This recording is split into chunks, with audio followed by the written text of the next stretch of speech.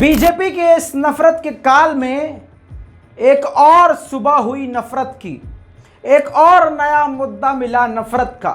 BJP ने देश को तोड़ने के लिए, देशवासियों को दो भागों में बांटने के लिए एक नया और तीर फेंक दिया है। पहले तो आप जानते हैं जनसंख्या नियंत्रण कानून का जहर अब गोदी मीडिया पे पहले चलाया गया और उसके बाद गोदी मीडिया के बाद अगले दिन योगी आदित्यनाथ जी का बयान आ जाता है। इसके बाद आपने देखा कि गोदी मीडिया चीख चीख कर डिबेट करने लगता है और फिर से देखते ही देखते नफरत हवाओं में घुल जाती है। सलाम, नमस्ते, सत श्री अकाल। मैं हूं रजा और आप देख रहे हैं रजाग्राफी का नेशनल प्राइम टाइम शो। जिस खबर को अब अच्छे अच्छे चैनल, नाम नहीं लूंगा, जो सच्चे चैनल कहे जाते हैं, उसको भी अब छांट देते हैं। हमारी कोशिश होती है कि वो भी हम आपको साफ साफ बता दें।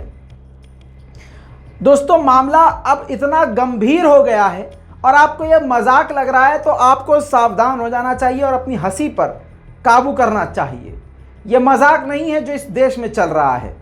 अगर इस देश की नफरत और इस देश में फैलाई हुई नफरत आपको नजर नहीं आ रही है तो यकीनन आप खुद के साथ मजाक कर रहे हैं।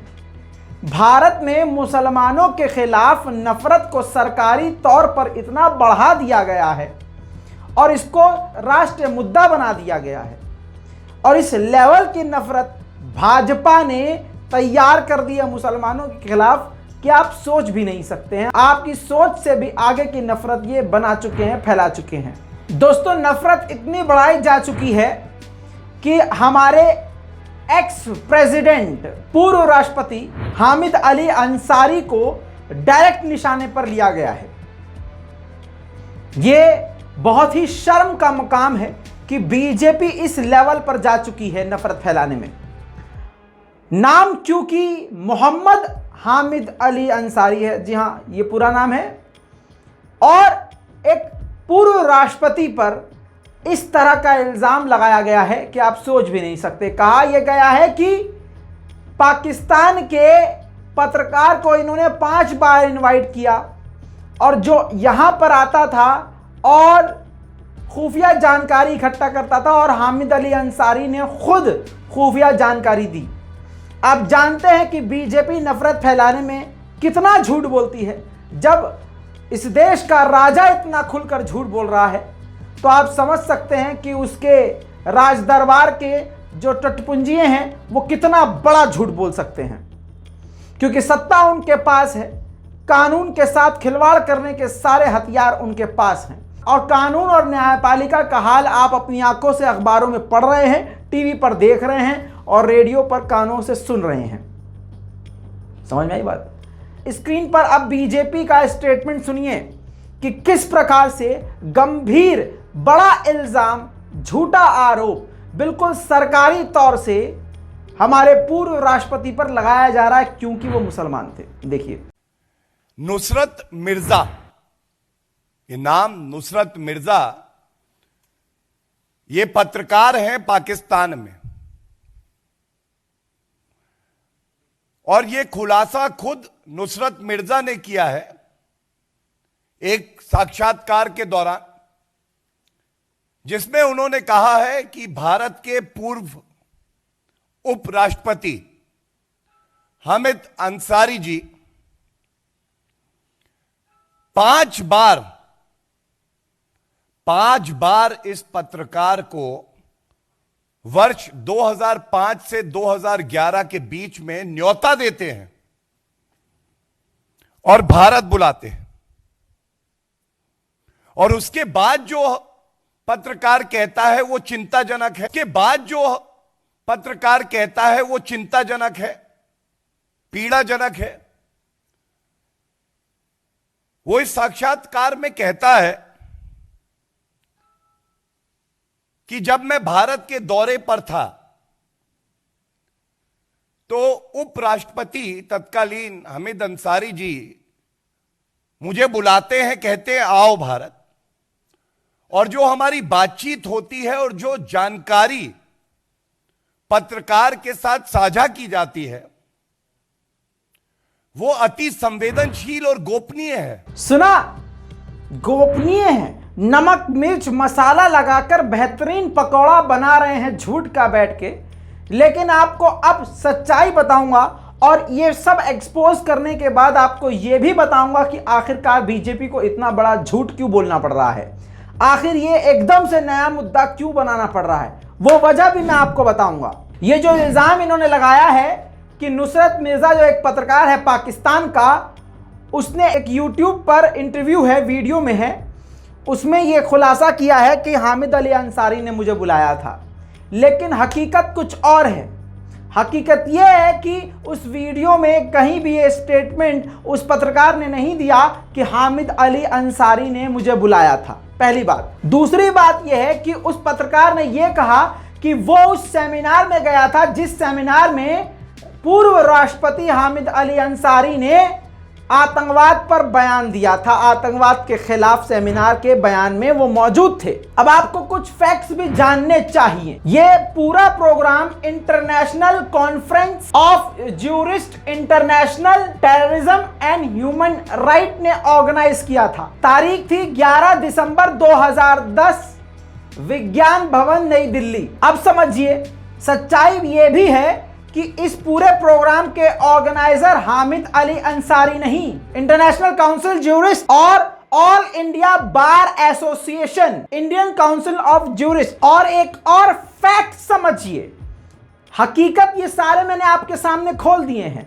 फैक्ट ये है कि हामिद अली अंसारी ने किसी को इनवाइट ही नहीं किया, उनके पास वो राइट नहीं था क्योंकि वो ऑर्गेनाइजर नहीं थे। इस प्रोग्राम में वो स्पेशल गेस्ट, जी हां, यानी मुख्य अतिथि के तौर पर गए थे, बुलाया गया था। यानी अगर इसके अंदर इस प्रोग्राम में किसी पत्रकार को बुलाया गया है तो उसकी जवाबदेही बार एसोसिएशन की है, ऑर्गेनाइजर्स की है। दोस्तों, मैं आपको अब उस पत्रकार का वो पार्ट दिखाऊंगा उसके वीडियो का, इंटरव्यू का, जिसमें वो ये बोल रहा है कि वो उस प्रोग्राम में गया 2010 में, जिस प्रोग्राम में हामिद अली अंसारी ने आतंकवाद के खिलाफ बोला था। कहीं भी उस इंटरव्यू में यह नहीं कहा इस पत्रकार ने मुझे हामिद अली अंसारी ने बुलाया था।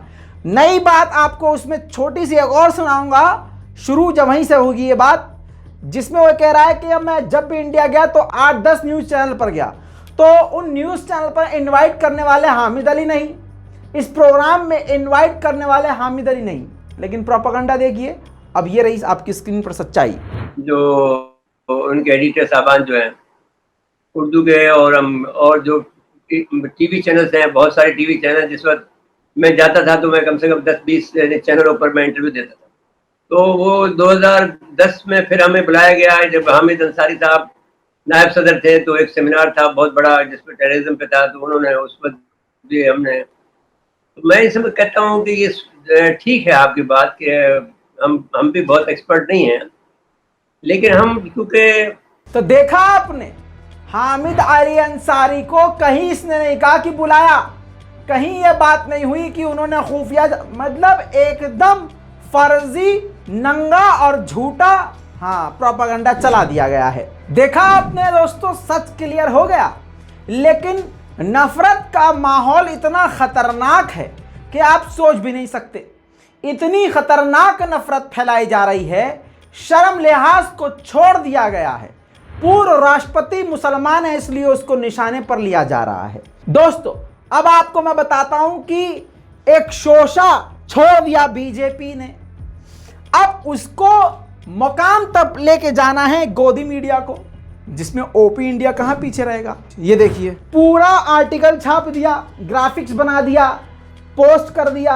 अब प्रोपेगेंडा बड़ा खतरनाक शुरू हो गया है, इतना खतरनाक प्रोपेगेंडा कि आप सोच भी नहीं सकते। अब क्योंकि मुसलमानों को निशाने पर लेना है, यही मकसद है, तो अब देखिए हमारे पूर्व राष्ट्रपति के खिलाफ एक नकली प्रोपेगेंडा चलाकर औकात पर आ गए। ये देखिए, कुत्ते के मुंह पर हामिद अली अंसारी के फोटो को काटकर हामिद अली अंसारी को कुत्ता दिखाया गया। विकास श्रीवास्तव ने यह पोस्ट किया है, अंधभक्त है, बीजेपी का, मोदी जी का चाहने वाला है, और तमाम मोदी जी के चाहने वाले इसी तरह के पोस्ट कर रहे हैं। इतना ही नहीं दोस्तों, हद यह हो गई है कि बीजेपी आईटी सेल और बॉट्स पूरी तरह से हमलावर हो गए हैं। शुरू हो गया है इनका घटिया घिनौना खेल, मीम बनाना शुरू किया जा चुका है। ये हमारे पूर्व राष्ट्रपति हैं, देखिए। इस मुल्क ने तुम्हें प्यार और इज्जत दी, रुतबा दिया, और बदले में तुमने क्या दिया? हैवानियत का माहौल, खून खराबा। हम चाहते हैं कि तुम और तुम्हारी आने वाली पुश्तें हमेशा याद रखें उन जुल्मों को जो हम पे और हमारी कौम पे हुए हैं। कैसी बकवास बातें कर रहे हो तुम गुलफाम हसन? और किस कौम की बात कर रहे हो तुम? तुम्हारी कौन सी कौम? बल्कि तुम्हारा ये कौम की बात करना एक ढोंग है। तुम जैसे लोग। हाल ये हो गया है दोस्तों, और मैं आपको नहीं दिखाऊंगा क्योंकि ये हमारे भारत की गरिमा का मामला है, ठीक है। मामला ये है कि वो सिर्फ मुसलमान है, ये बात समझिएगा। अभी ये भी एक्सपोज करूंगा कि आखिर ये इन्होंने ये वाला सेशन क्यों शुरू किया है, हामिद अली को क्यों निशाने पर लिया है, और इतना बड़ा मुद्दा इसको क्यों बनाया गया है। अभी 30 सेकंड के अंदर खोल दूंगा आपके सामने। ये देखिए, हाल ये हो गया है कि हमारे एक्स प्रेसिडेंट को स्टेटमेंट जारी करना पड़ा है। उन्होंने लंबा चौड़ा स्टेटमेंट दिया है, क्लेरिफिकेशन दिया है कि ये बीजेपी की पार्टी उनके खिलाफ प्रोपेगेंडा चला रही है, झूठ फर्जी बकवास फैला रही है, झूठी बातें फैला रही है। साथ ही उन्होंने क्लियर कह दिया कि मैंने कभी भी नुसरत मिर्जा जो जर्नलिस्ट है उसको कभी नहीं बुलाया, पर्सनली इसको जानता ही नहीं था मैं। यानी जो बात मैंने आपको पहले ही बोल दी, पूर्व राष्ट्रपति ने अब क्लियर कर दी है। सोचिए कितना खतरनाक और घिनौना लेवल नफरत का है बीजेपी का। लेकिन अब आरएसएस और अंधभक्त रुकेंगे नहीं, क्योंकि बेरोजगारी पर वो बोल नहीं सकते, रोजगार वो दे नहीं सकते, महंगाई कम कर नहीं सकते, जीडीपी सुधार नहीं सकते, गैस के दाम सस्ते कर नहीं सकते, सब्जियों के दाम सस्ते कर नहीं सकते, तेल के दाम सस्ते कर नहीं सकते, शिक्षा वो दे नहीं सकते, स्वास्थ्य वो दे नहीं सकते, हेल्थ केयर इंडस्ट्री को सुधार नहीं सकते। तो कर क्या सकते हैं? यही तो कर सकते हैं। अब एक और सवाल कि आखिर ये बीजेपी ने इस टाइम ऐसा क्यों किया। आपको पता है कि उदयपुर का कांड हुआ, आतंकवादी मुसलमान जो निकला, तथाकथित मुसलमान, उसका कनेक्शन बीजेपी से निकला। देश में लगातार कई आतंकी घटनाएं हुई जिसमें मुस्लिम चेहरे थे, लेकिन कनेक्शन उनका बीजेपी से निकला। मुद्दा ये इंटरनेशनल लेवल का बनता जा रहा था। नुपुर शर्मा को लगातार निशाने पर लिया जा रहा था इन सब मुद्दों को दबाने के लिए, क्योंकि बीजेपी का सीधा कनेक्शन, सीधा डायरेक्ट कनेक्शन आतंकवादियों से निकल रहा था। तो अब मुस्लिम राष्ट्रपति को ही आतंकवादी बता दो, दिखा दो, कुछ भी फर्जी चला दो, बस लोगों का दिमाग डाइवर्ट हो जाए, उस पर चला जाए। यह है इस पूरी बड़ी साजिश की एक छोटी सी वजह। दोस्तों, एक तरफ राष्ट्रपति पर कहा जा रहा है इल्जाम लगा के आईएसआई को इन्होंने जो है खुफिया जानकारी दी, लेकिन हकीकत क्या है जिस पर ये कभी मीडिया पर नहीं बोले होंगे भाजपा के प्रवक्ता। ये इनके हलक में कुछ फंस जाता है। स्क्रीन पर देखिए, दैनिक भास्कर की इसी महीने की रिपोर्ट है 21 मई की 2022 की। हनी ट्रैप का शिकार सैनिक, पाकिस्तानी हुस्न के जाल में फंसा भारतीय सेना का जवान, हनी ट्रैप में फंसकर सौंप दी सेना की खुफिया जानकारी। जवान का नाम प्रदीप कुमार है। व्हाट्सएप के जरिए ये सारी जानकारी दे चुका। अजी इतना ही नहीं दोस्तों, दिखाता रहूंगा, आप बेहोश हो जाओगे, वीडियो छोड़ के भाग जाओगे, और वीडियो 3 घंटे तक की लंबी हो जाएगी, लेकिन इन गद्दारों की लिस्ट खत्म नहीं होगी जो गद्दार मुसलमान नहीं थे। स्क्रीन पर देखिए, यह भी ज्यादा पुरानी खबर नहीं है। गोदी मीडिया का एक खास चैनल न्यूज 18, जिसका बीजेपी के साथ अभी बहुत बढ़िया तालमेल चल रहा है, उस पर यह मौजूद है खबर। वायुसेना का जवान जासूसी के आरोप में गिरफ्तार, आईएसआईएस से जुड़े हो सकते हैं तार। और अभी कंफर्म हो गई है खबर कि भाई साहब आरोपी का नाम देवेंद्र शर्मा है, जिसने आईएसआई को काफी खुफिया जानकारी, भारतीय वायुसेना समेत कई खतरनाक खुफिया जानकारी आईएसआई को दे दी है। अजी इतना ही नहीं, यह देखिए, भाजपा का ही एक कार्यकर्ता आईएसआई की जासूसी कर रहा था, उसके लिए जासूसी कर रहा था। भाजपा के आईटी सेल का ये सदस्य था। अवैध टेलीफोन एक्सचेंज का ये पूरा रैकेट चला रहा था। आतंकवाद निरोधी दस्ते ने धर दबोचा। तस्वीरों में देखिए, मोदी जी की तस्वीर पीछे नजर आ रही है, शिवराज सिंह चौहान भी आगे नजर आ रहे हैं और ये हाथ में लैपटॉप लिए हुए बीजेपी का प्रमोशन करता हुआ नजर आ रहा है। ध्रुव सक्सेना लाल घेरे में नजर आ रहा है। तो भाई साहब, असली आतंकियों का मुंह छुपाने के लिए, अपने लोगों की इज्जत और असली चेहरा उनका छुपाने के लिए आज निशाने पर हमारे भारत के पूर्व राष्ट्रपति जो मुसलमान हैं, जिसकी वजह से उनको निशाना बनाया जा रहा है, निशाने पर हैं। खैर, वक्त है अब आगे बढ़ने का। सब एक्सपोज कर दिया है। दुआओं में याद रखिएगा। चैनल को सब्सक्राइब जरूर कीजिएगा अगर आपने सब्सक्राइब नहीं किया हो, ताकि सच आप तक पहुंचता रहे जब तक मेरा टेटवा दबाया नहीं जाता। खैर, अब आपको बता दूं कि पूरा तंत्र बदला जा रहा है। झूठों का राज है और झूठों ने कहा है कि सच बोलना गलत है। झूठों ने झूठों से कहा है कि सिर्फ झूठ बोलो, जब भी बोलो मुंह खोलो झूठ बोलो। हमको कोई झूठा बोले तो वो वर्ड ब्लॉक कर दो। स्क्रीन पर देखिए, एनडीटीवी की रिपोर्ट आ चुकी है। संसद में नहीं बोले जा सकेंगे जुमला जीवी, शकुनी जैसे कई और शब्द। जुमला जीवी कौन है आप अच्छी तरह से जानते हैं। पूरी दुनिया जुमला जीवी के नाम से किसे जानती है, उस शख्स को जानते हैं और अच्छे से पहचानते हैं। अब इस रिपोर्ट को खोलकर पैराग्राफ आपके सामने रख रहा हूं। कुछ खास जुमले हैं जो बैन कर दिए गए हैं पार्लियामेंट की तरफ से। पार्लियामेंट के अंदर वो बोले नहीं जा सकेंगे। वो शब्द कुछ ऐसे हैं और सबसे पहला तो सबसे मजेदार है जुमला जीवी।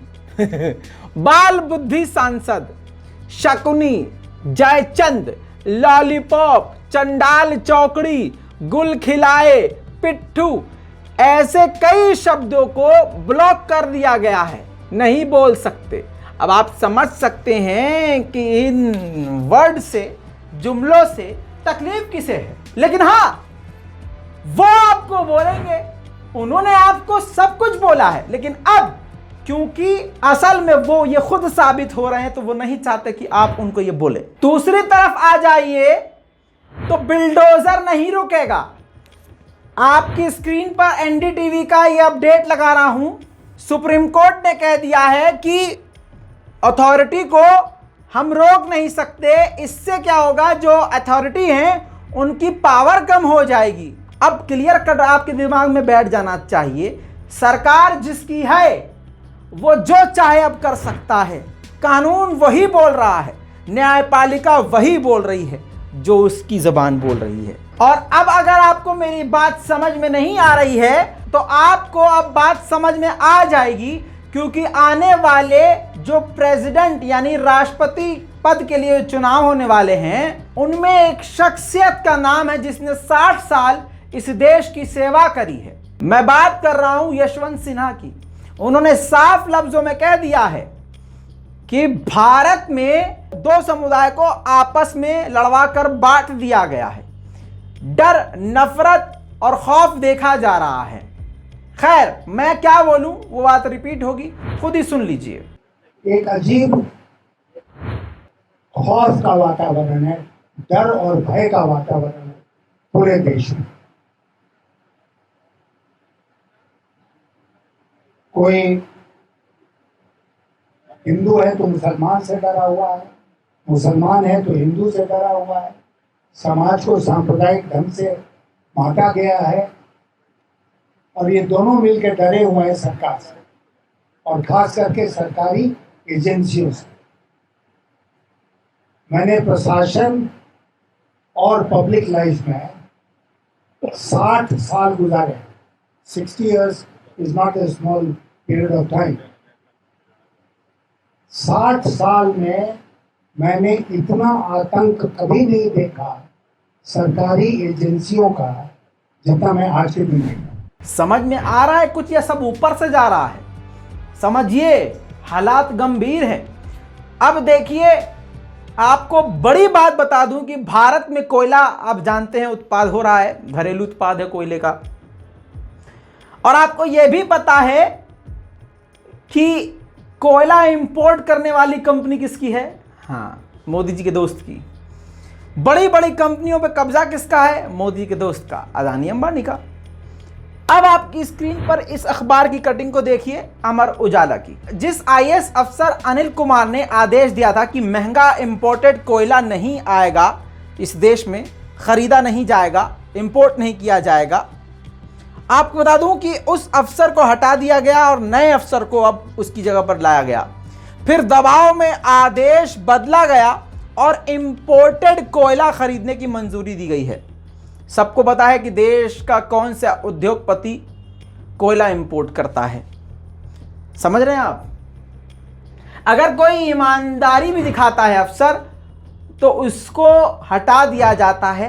अपनी मनमर्जी वाला बयान दे दे ऐसा बंदा बिठाया जाता है अधिकारी, और उससे चलिए एक और दोस्त को बड़ा काम दे दिया गया है। बाकी आपको पता ही है कि बीजेपी के पास मुद्दों के नाम पर कुछ है नहीं। मंदिर मस्जिद, पाकिस्तान पाकिस्तान, मुल्ला मुल्ला मुल्ला, मुसलमान मुसलमान मुसलमान, लाउड स्पीकर, लव जिहाद, 3 तलाक, और जिहाद में भी बहुत सारे जिहाद। अब आपको बता दूं कि जहां मुद्दों पे बात होनी चाहिए, माननीय मुख्यमंत्री जी ये कहते हुए बेहतरीन अंदाज में नजर आए हैं कि जिस भी धार्मिक स्थल से लाउड स्पीकर की आवाज आपको तेज नजर आए, तुरंत आप पड़ोस के आसपास के थाने में कंप्लेंट लिखें और हम तक पहुंचाएं, तुरंत कार्रवाई होगी। बता दूं कि मेरे प्यारे मुख्यमंत्री ने यह बात कही है कि कोई भी, नाम नहीं लिया किसी का, सबके लिए क्या है, मेरे प्यारे मुख्यमंत्री योगी आदित्यनाथ ने साफ साफ कहा है कि किसी भी धार्मिक, किसी भी, तो आप समझदार हैं, आप जहां रहते हैं, आपको आवाज अगर आती है, दिक्कत होती है, जगह का वीडियो बनाइए, रिकॉर्ड कीजिए और जाके सबूत के तौर पर अपने पास रखिए, और कई जगह उसको कॉपी कर लीजिए पहले और जाकर कंप्लेंट करवाइए। नहीं कार्रवाई होती है तो योगी आदित्यनाथ जी को आप वीडियो मेंशन कर सकते हैं, टैग कर सकते हैं बाद में। हमारे योगी आदित्यनाथ जी हैं, सबके योगी आदित्यनाथ जी हैं। प्यारा बयान सुनिए किसी भी धार्मिक स्थल से, सुनिए। आज आप देख रहे होंगे जहां छोटी छोटी बातों को लेकर दंगा होता था, कुर्बानी को लेकर के दंगा होता था, सड़कों पे नमाज पढ़ने को लेकर दंगा होता था।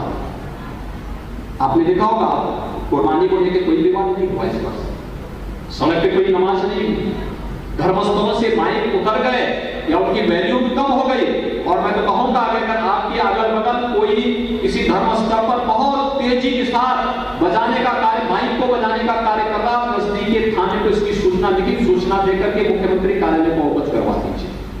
आप देखेंगे वो स्वयं अपनी आवाज उस दायरे में आएगी जिस दायरे में उस आवाज को होनी चाहिए। किसी भी धर्मस्थल की आवाज उसके परिसर के बाहर नहीं आनी चाहिए। यह एक संकल्प हम सबका होगा। थोड़ा सा टांग बाहर निकाल लेते हैं श्रीलंका की तरफ, तो श्रीलंका के प्रधानमंत्री आवास का हाल आपको दिखा देते हैं, देखिए।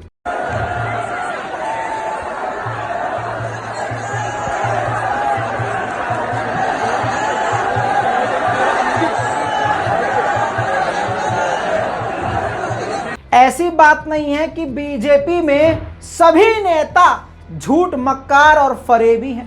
बीजेपी में कई ऐसे नेता भी मैंने देखे जो हक बात बोलने का दम रखते हैं।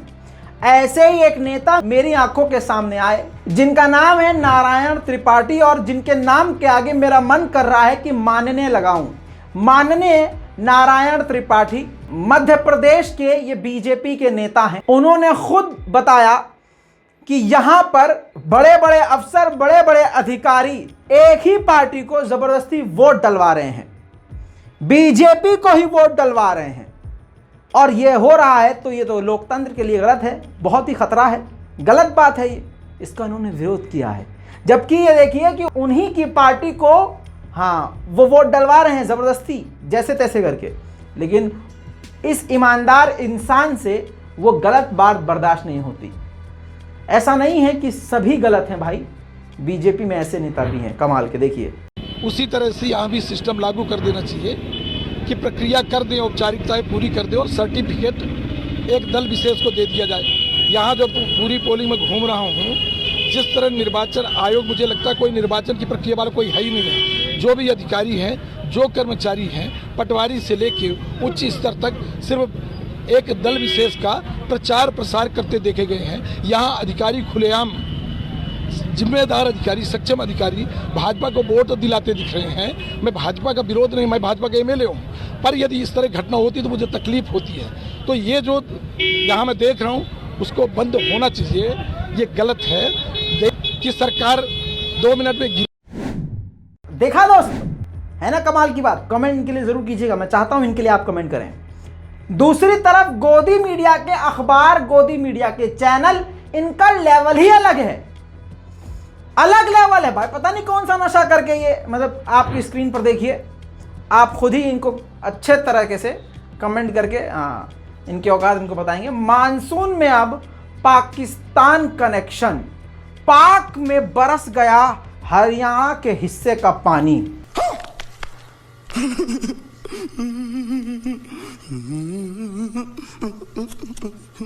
हाँ, ये है औकात। मतलब कुछ नहीं मिला तो इसमें भी, मौसम में भी पाकिस्तान पाकिस्तान पाकिस्तान। वाह रे पाकिस्तान की औकात तुमने इतनी बढ़ा दी, उसके नाम में इतना दम दिखा दिया कि उनके नाम से ही ससुरा तुम्हारा चैनल चल जाता है, अखबार बिक जाता है, सत्ता बन जाती है, सत्ता में बैठ भी जाते हैं वो। खैर, जैसा हमको उम्मीद थी, आपको यकीन था, मोहम्मद जुबैर को फर्जी केस में फंसाया गया और जो केस थे वो बेलेबल थे, बेल हो सकती थी, खतरनाक धाराएं नहीं थी। ये बात सभी को पता थी कि मोहम्मद जुबैर को पहली बार में ही बेल मिल जानी चाहिए थी, लेकिन यह भी खबर बीच में आ गई थी कि बेल देने से चीफ जस्टिस जज डर रहे हैं। और यह भी पता था कि यह कमजोर केस है, जिसको देखते हुए यह होना ही था कि एक के बाद एक केसों की धड़ी लग गई है। सबूत के तौर पर एनडीटीवी की पोस्ट दिखा रहा हूं। जुबैर के खिलाफ यूपी में मुकदमों की झड़ी, सभी धाराएं एक जैसी। समझ लीजिए, कमाल है। यह इसलिए हो रहा है क्योंकि मोहम्मद जुबैर के लिए सिर्फ आप और हम ट्वीट पर ही बोले, और ट्वीट पर सिर्फ एक दिन बोले, और हम ट्वीट पे हैशटैग भी नहीं चला पाए। हार गए हम। उनके पास बॉट्स हैं, रोबोट्स हैं, फर्जिया अकाउंट हैं, भीड़ है। एक भीड़ ने एक अकेले सच्चे इंसान को दबा दिया है, लेकिन सच को दबा नहीं सकती। अब वो अशोक स्तंभ के साथ खिलवाड़ किया गया है। शांत शेर को खौफनाक शेर दिखाया गया है, आदमखोर जानवर दिखाया गया है। उस पर अब बीजेपी, समझ लीजिए, राजा अगर हक भी दे तो ये मुंह पर लेप लेते हैं। राजा जी, राजा जी, हाँ, पता नहीं क्या समझते हैं। अब गू तो गू है, कुछ करे पापा तो भी पापा है, ना करें तो भी पापा है। ईमानदारी है भाई साहब उनके अंदर। अब प्रोपेगेंडा क्या कि वो 4 शेर को देख के नहीं, शेर के उन 4 के साथ जो 5वां शेर है वो चिंता का विषय है मुल्लों के लिए। सुनो, ये जो शेर तुम कह रहे हो सच में शेर है? अच्छा, सिर्फ मुसलमानों पे दहाड़ने वाला शेर है। चीन पे तो नहीं दहाड़ा जा रहा। चीन घुस चुका है, पुल बना चुका है, सेना तैनात कर चुका है, फाइटर जेट भी हमारी पोस्ट के पास घुसा चुका है। क्या हुआ शेर को तुम्हारे बाबूजी? है सच में शेर है कि कुछ और? कश्मीरी पंडित, कश्मीरी पंडित, कश्मीरी पंडित बोल बोल के खुद कश्मीरी पंडितों का खून चूसने वाली इस बीजेपी ने कश्मीरी पंडितों के लिए कुछ भी नहीं किया। ये सारी दुनिया समझ गई है। उनके नाम पर वोट हासिल किया, उनके नाम पर फिल्म बनाई, उनके नाम पर चंदा इकट्ठा किया, लेकिन बाबा जी का ठुल्लू उनको दिया। और यहां अनभक्तों ने, आरएसएस ने सोशल मीडिया पर मुसलमानों के खिलाफ नफरत फैलाया, मुद्दा उनको मिल गया था।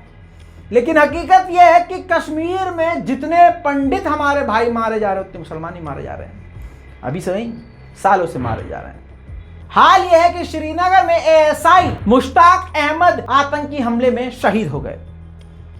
उनके घर वालों का, परिजनों का रो रो कर बुरा हाल है, वो मैं आपको दिखाऊंगा। लेकिन ये याद रखिएगा, अंधभक्तों की इस पर चुप्पी है, खुशियां हैं, मुस्कुराहट है कि मुल्ला मारा गया है।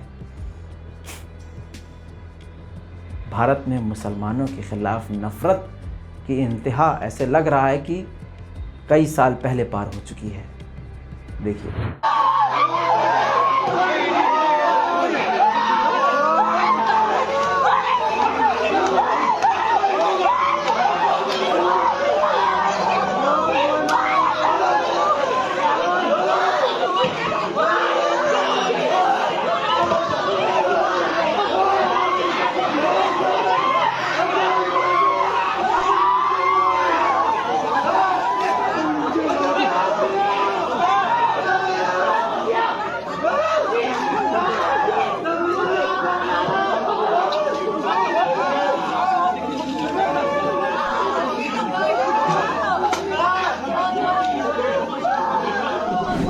देखा, दिल रोया। हाथ उठा के दुआ कीजिए अपने मुल्क के लिए और वीडियो को शेयर कीजिए। अब आपको मैं ले चलूँगा रामराज की तरफ। उत्तर प्रदेश में रामराज इतना बेहतरीन है दोस्तों कि कोर्ट के अंदर भी हमले हो रहे हैं। सबूत देखिए, आगरा कोर्ट परिसर में पुलिस पर हमला, पेशी पर लाए गए गैंगस्टर को छुड़ाकर ले गए हमलावर। लो, यह रामराज है, उत्तर प्रदेश पुलिस है। उत्तर प्रदेश पुलिस मजलूम और निहत्तों को अच्छे से कंट्रोल कर लेती है, लेकिन आप रामराज में देख रहे हैं गैंगस्टर फरार हो रहे हैं। मुसलमानों के खिलाफ एक धर्म के नाम पर खतरनाक भीड़ खड़ी हो चुकी है। ऐसी भीड़ कि वो उन हिंदुओं को भी नहीं छोड़ रही है जो सिर्फ सवाल करने वाले हैं, जिन्हें पत्रकार कहा जाता है। वो भीड़ चाहती है कि हमारे इस झुंड का हिस्सा सभी बन जाएं, सब आदमखोर बन जाएं, सब मुसलमानों की गर्दन पर दांत गाड़ दें। यही वो चाहते हैं। भारत की राजधानी दिल्ली और दिल्ली के सबसे मशहूर इलाके जहां पर आए दिन प्रदर्शन होता रहता है, वहां पर एक ऐसी जानवरनुमा भीड़ मौजूद थी, जिस भीड़ ने अपने ही धर्म की पूजा नाम की एक लड़की, एक महिला, जिसके सवाल का जवाब ना देकर उस पर भी चढ़ाई कर दी। बोल जय श्री राम, मुसलमान है क्या तू, हिंदू नहीं है, बोल जय श्री राम, बोल भारत माता की जय। मैं आपको क्या बताऊं, ये हाल है हमारे देश के युवाओं का। बेरोजगार जो युवा है वो अपने गुस्से को कन्वर्ट कर रहा है सिर्फ मुसलमान के खिलाफ। हाल ये है, देखिए। हिंदू धर्म पहले था, सबसे पहले हिंदू धर्म था, बाद में 2 डंडे लगने के बाद मुसलमान हिंदू। आपका नाम पूछा है ना? भाई साहब, आपके मन में सवाल है, क्यों नहीं आते? आप बोले जय श्री राम। मैं तो जय श्री राम क्यों? जय श्री राम। बोलिए भाई साहब, मैं तो काम चैनल का कर रही हूँ, मैं किसी के नारे लगाऊं? ठीक है, मैं काम कर रही हूँ, मैं कोई नारे लगाने नहीं आई हूँ। नारे लगा, क्या मैं हिंदू नहीं हूँ? जय श्री राम बोलो, जय हिंदू नहीं हूँ। ये पकड़ो। ये देखिए किस तरीके से ये लोग जो है मुझे ही मेरा काम समझा रहे हैं। दोस्तों, आपने इनके चेहरे पर हैवानियत नहीं देखी, मुस्कुराहट नहीं देखी। जब गुंडे मवाली कत्ल कर देते हैं तो मुस्कुराते हैं। मुस्कुराहट देखिए, गुंडई देखिए, और उस महिला की लाचारी देखिए। मैं कहता हूं ये तो जिंदा बच गई। खुदा कसम, अगर मुसलमान अगर ये पत्रकार होती तो क्या होता, आप इस बात को समझिए। राजधानी दिल्ली है ये, और उसको ऐसे घेरा गया। सोचो, उत्तर प्रदेश का कोई गांव देहात हो या उत्तर प्रदेश का कोई शहर हो, वहां ऐसी भीड़ हो और पत्रकार मुसलमान हो। ओफो, खुद इमेजिन कीजिए, आपका दिल और दिमाग खुद बता देगा, वो तस्वीर खुद आपके सामने पेश कर देगा कि उसके साथ क्या होगा। मुसलमानों से कितनी भी नफरत कर लो तुम, मुसलमान का ईमान कभी कमज़ोर हो नहीं सकता। हमारे खून में शहादत है, हमारे इस्लाम की तारीख में शहादत है। तुमने अपनी सत्ता हाथ में ली, तुमने मुसलमानों के खिलाफ एक जंग छेड़ी है, वो भी सरकार की आड़ में, सत्ता की आड़ में। लेकिन एक बात याद रखना, जिस इंसान ने, जिस देश ने, जिस समुदाय ने मुसलमानों पर जुल्म किया है वो बर्बाद हो गए हैं। चाहे वो बर्मा हो, चाहे वो श्रीलंका हो। श्रीलंका को उसके बाप अमेरिका ने भी पनाह देने से मना कर दिया। उस राजपक्षे को आखिरकार मुस्लिम कंट्री मालदीव ने ही पनाह दी। समझ लीजिए और संभल लीजिए। और एक बात और कह देना चाहता हूं, शेर शेर देखकर खुश मत होइए कि शेर है, शेर है, शेर। अरे शेर तो श्रीलंका के झंडे पर भी था, वो भी तलवार के साथ। लेकिन फिर भी श्रीलंका का हाल आप देख रहे हैं। आखिर में गुजरात मॉडल, इंटरनेशनल मॉडल दिखाना चाहता हूं। ये देखिए, सड़कों का हाल देखिए। ये पहाड़ नहीं टूटा है, ये सड़क उबल गई है, चिथड़े उड़ गए हैं। ऐसा लग रहा है ब्लास्ट हुआ है। ब्लास्ट नहीं हुआ है, एक बाढ़ आई, बरसात हुई और हाल गुजरात मॉडल का ये है। असल में यही देश का हाल है जब से बीजेपी आई है। इस पूरी रिपोर्ट पर भाई साहब आपकी जो मन में बात हो वो लिख दीजिएगा। हाथ जोड़कर गुजारिश है, चैनल को सब्सक्राइब जरूर कीजिएगा। जितना आप हमसे जुड़ेंगे और जितना आप लोगों को जोड़ेंगे, उतनी ही हमारी आवाज़ मजबूत होगी। समझ लीजिए कि आपने हम पर एहसान किया है। आपने हमारी मेहनत का फल अगर देना है तो बस आपने ये हमारे चैनल को सब्सक्राइब कर लेना है आज। जय हिंद।